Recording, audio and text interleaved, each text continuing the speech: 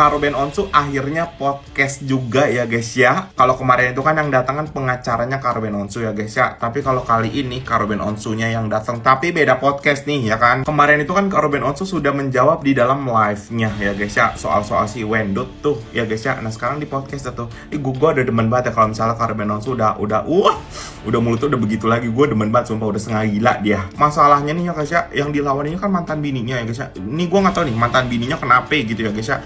Yang dibahas apa ini jadi nggak kemana gitu ya guys ya, kayak pengen satu doang nih masalahnya tapi jadi kemana-mana gitu. Kata gue yang harus digituin kalau misalnya kita nahan makin habis. Sekali-sekali ceretukin, dia aja bisa begini, dia bisa begitu segala macem. Katanya ya guys ya, kalau misalnya tuh si Wendah collab ngomong ke artis ini segala macem, emang harus di klarifikasi tuh orang. Kalau misal Kak Ruben Onsu yang diem aja, gue gregetan banget gitu. Kayak gue bisa gak sih jadi juru bicaranya gitu. Gue pengen ngomong depan si Wendah, sumpah. Wendah lu kenapa Wendah? Istighfar Wendah gitu. Nyebut udah didandani sedemikian rupa biar cakep gitu ya, biar berkelas apa segala macam. Udah cakep, nginjak lo. Wendah, kenapa Wendah lu begitu lo? Ya Allah, Robi lu minum air apa sih Wendah begitu lo? Sudah lihat podcastnya Deddy Corbuzier nggak? Di situ aku lihat Ruben itu baik banget ya. Jadi dia mengkonter itu tidak menjelekkan begitu loh, tidak menjelekkan, memburuk-burukkan sama sekali gitu ya. Kadang-kadang kita yang nontonnya itu gemes ya. Nggak tahu ada nggak yang sama kayak saya ya, gemesnya itu apa ya, si Ruben ini kok apa ya, baik banget dia jadi orang gitu ya. Kita ini kan pikir kan pasti dia akan ulti gitu, enggak ternyata loh Ruben ini ya, bener-bener nggak tahu aku ini hati Ruben ini terbuat dari apa ini. Deddy Corbuzier juga di sana itu teduh banget, mengayomi banget, menenangkan banget, keren ya. Sukses untuk podcastnya Deddy Corbuzier dan Ruben Onsu tadi ya. Salam dari Korea Jimat. Yang suka video saya silahkan follow dan tinggalkan komentar.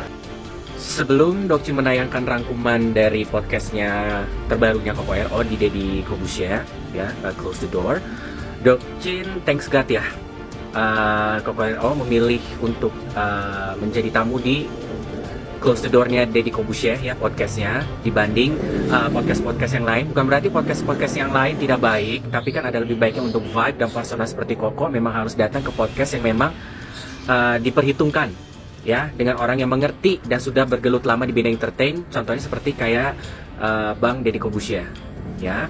Contohnya kalau yang kemarin itu yang mengenal banget lah setidaknya sisi Koko RO, seperti kayak Nanda Persada juga bagus. Thanks ya untuk Deddy Corbuzier untuk menghadirkan Koko RO. Segala macam pembicaraan, pertanyaan itu ngalirnya sangat-sangat enak, sangat-sangat seperti sahabat lama, sangat-sangat elegan, dan banyak hal yang kita bisa kutip dari sebuah pandangan hidup. Oke, ini cuplikan yang Dokcin udah kempal ya. Mudah-mudahan kalian bisa mempelajari dan hanya ingin pesan terhadap Koko RO ya. Koko RO, Koko Ruben tercinta, semangat dan sukses selalu ya. Sukses intinya dalam memperjuangkan hak asuh anak. Yang Maha Kuasa selalu di samping Koko RO karena memperjuangkan sesuatu hal yang memang untuk kepositifan, memang banyak lika-liku. Amin ya rabbal alamin. Semoga lancar dan sukses perjuangan yang sedang diperjuangkan ini. Ini cuplikan rangkuman yang udah Dokcin satukan semua. Silakan nonton. Jadi hal perjuangan yang gue lakukan ini, gue ini udah ngomongin hal terpahit, Mas. Ini yang gue lakuin adalah hal terpahit sebenarnya. Jika memang ada temboknya, jika ini, gue tidak akan tekan itu. Ya, jadi tapi ini jejak digital ini akan tahu anak gue ada seorang ayah yang pernah berjuang untuk sama dia. Jadi bukan gue nggak mau temuin dia, itu terpaksa gue lakukan. Even gue kalah pun, ya minimal akan ada hari yang diputuskan kan. Iya dong, pasti. Sebenarnya kalau ikutin dari yang awal udah beres. Lu tanya gue nih sekarang, gue ada rasa nggak percaya diri gitu di mata anak gue, tuh ada rasa nggak percaya diri. Ada satu anak ada anak gue Talia itu, dia tahu bagaimana suasana itu. Ya, teriak-teriak di dalam mobil, terima telepon, wah ngatain gue gitu. Ketika tutup telepon, itu rasa gue cuman gini, gak ngomong apa. Jadi bukan anak gak tahu, anak udah tahu. Gue mau istiar gimana? Apa salah? Gue cuma mau yang gue minta ini apa hal yang sulit. Tapi giliran gue ada keterlambatan bayar, ini lepas tanggung jawab, ini dimana? Wah, bener-bener lu rendah-rendahnya. Oh bisa hidup deh, lu kasih gue tantangan nih, gue seminggu nih gue 200.000 gue hidup. Gue juga hidup, gue juga hidup. Ini kalau ya ini menjadi tayangan buat suatu saat buat mereka gitu ya. Ini adalah hal yang ya pertama minta maaf gitu, maaf untuk situasi yang terjadi, tapi yang pasti ini semua adalah terpaksa. Salah satu cara ayah cuman ingin bersama-sama kalian. Jadi mudah-mudahan ya kalian diberikan kesehatan ya, kalian diberikan kekuatan, dan dalam doa ayah sendiri, nama kalian sudah selalu nomor 1 untuk Allah jaga dimanapun kalian berada. Terus lagi ya, Vin. Ya, insya Allah. Masalah. Thank you. Terus. Tapi apakah benar kamu pernah ngata-ngatain Ko Ruben Cong di depan anak-anak? Itu dari berita yang kita dapat gitu. Ya nggak pernah lah kok. Sumpah kok. Sumpah aku nggak pernah. Itu kan gimana pun bapaknya anak-anak. Kamu yakin ya? Aku yakin. Bisa bertanggung jawab? Bisa pertanggungjawabkan. Bisa tanya ke anak-anak. Pernah nggak aku ngatain kayak gitu di depan anak-anak? Tidak mungkin. Saya aja kalau berantem, saya nggak mau di depan anak-anak. Saya nggak mau anak-anak saya mendengar kata-kata yang kasar atau kayak gimana. Bagaimana bisa saya ngomong kayak gitu di depan anak-anak? Kejamnya kita bergosip dulu, pagi-pagi ini kita bergosip lagi ya kan. Aku mau menanggapi tentang video yang tadi. Dia sampai berani bersumpah loh guys. Sampai berani bersumpah kalau dia itu tidak pernah mengatakan itu di rumah. Ya kan, kayak gitu dia. Aduh gini loh, kenapa sih harus bawa sumpah gitu? Hanya untuk membenarkan, hanya untuk validasi, biar dipercaya sama Eda-Eda. Ya kan, kalau kau itu tuh memang sepolos itu jadi ibu, sebaik itu jadi ibu, ya, ya kan, sesempurna itu jadi ibu, sehingga tuh nggak ada kesalahan kau saat berumah tangga. Ya kan, pikirku kita kan manusia ya nggak sempurna, jadi nggak mungkin kita nggak pernah buat salah. Ya kan, si Ruben pun nggak mungkin nggak pernah buat salah di dalam rumah tangga kalian, pasti pernah, ya kan. Tapi ya itulah aku bilang, susah kali memang mengakui diri kita ini kalau kita ini salah karena keegoisan kita kan. Tapi kita kembali lagi ke yang dia bilang sumpah. Aku tuh nggak pernah bilang begitu sama si mantan waktu berumah tangga. Boleh tanya anak-anak gue. Biar bagaimanapun dia itu kan ayahnya anak-anak, selalu ada kata-kata itu. Bukan hanya di tempat si Denny, di tempat lain kalau ditanya enggak lah, enggak mungkin lah.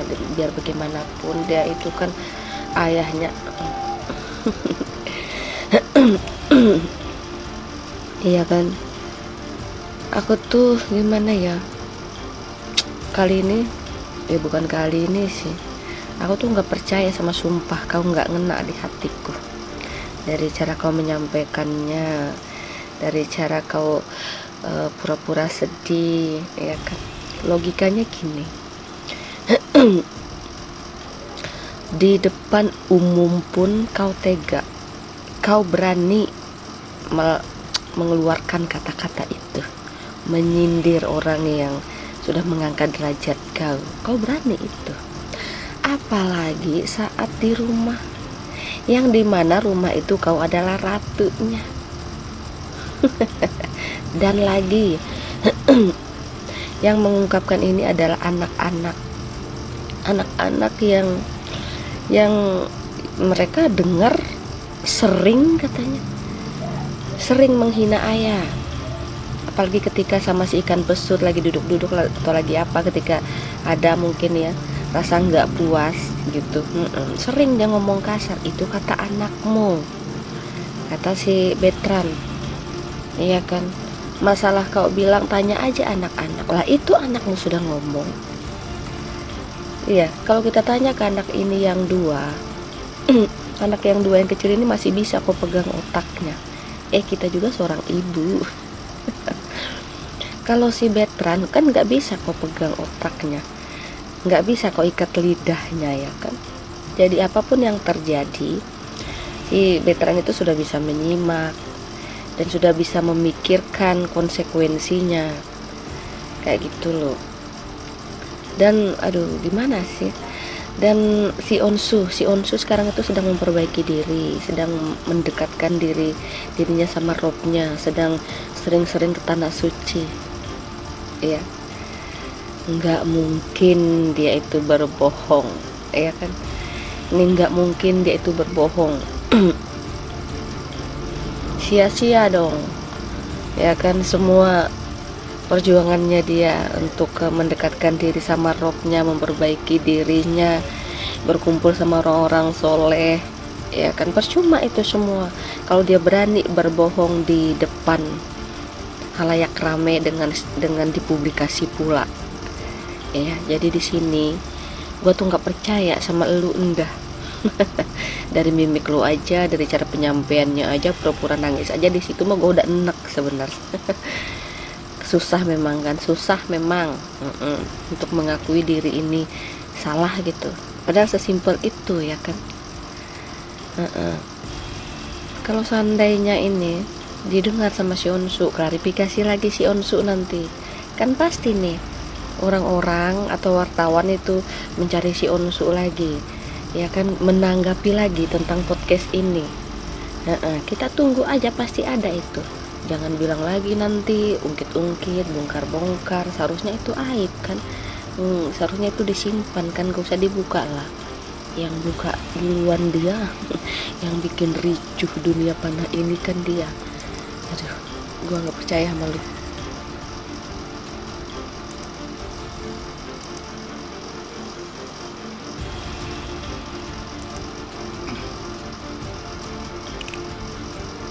Berseteru dengan Sarwenda, Ruben Onsu makan ayah anak-anakku.